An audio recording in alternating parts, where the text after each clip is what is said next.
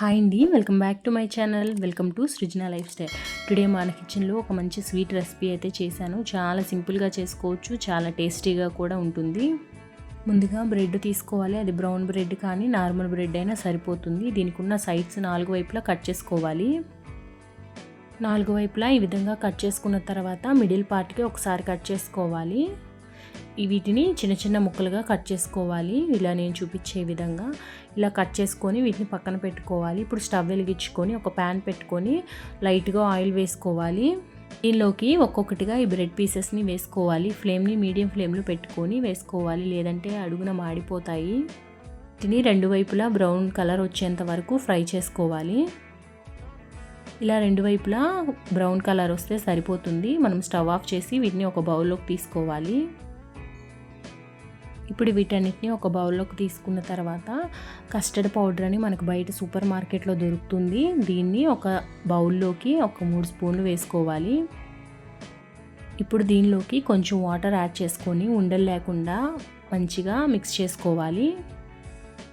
ఈ విధంగా అయితే సరిపోతుంది. ఇప్పుడు దీన్ని కూడా మనం పక్కన పెట్టుకోవాలి. ఇప్పుడు స్టవ్ వెలిగించుకొని ఒక బౌల్లో పాలు వేసుకోవాలి. ఇవి లైట్గా ఒక పొంగు వస్తే సరిపోతుంది. దీనిలోకి ఒక చిన్న కప్పు పంచదార వేసుకోవాలి. పంచదార కరిగి ఒక పొంగు వచ్చిన తర్వాత దీనిలోకి మనం కస్టర్డ్ పౌడర్ వాటర్లో మిక్స్ చేసుకున్న దాన్ని కూడా వేసుకొని ఫ్లేమ్ని మీడియం ఫ్లేమ్లో పెట్టుకొని ఇదంతా దగ్గర పడేంత వరకు బాగా మిక్స్ చేసుకోవాలి. ఈ కస్టర్డ్ పౌడర్ అంతా బాగా మిక్స్ అయ్యి ఒక క్రీమ్ లాగా దగ్గర పడితే సరిపోతుంది. ఇదిగో ఈ విధంగా ఉంటే సరిపోతుంది. స్టవ్ ఆఫ్ చేసుకొని దీన్ని చల్లారనిచ్చుకోవాలి. ఇప్పుడు ఒక బౌల్ తీసుకోవాలి. దానిలోకి ఒక లేయర్ వరకు కస్టర్డ్ని వేసుకోవాలి.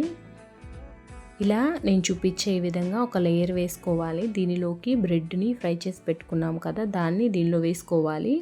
ఇప్పుడు ఇంకో లేయర్ని మనం ఇలా నేను చూపించే విధంగా కస్టర్డ్ని వేసుకోవాలి. మళ్ళీ ఇంకో లేయర్ బ్రెడ్ని పెట్టుకోవాలి.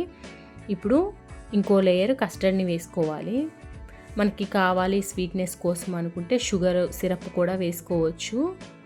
విధంగా మొత్తం లేయర్స్గా వేసుకొని పైన జీడిపప్పు పిస్తా పలుకులతో పైన డెకరేట్ చేసుకోవాలి.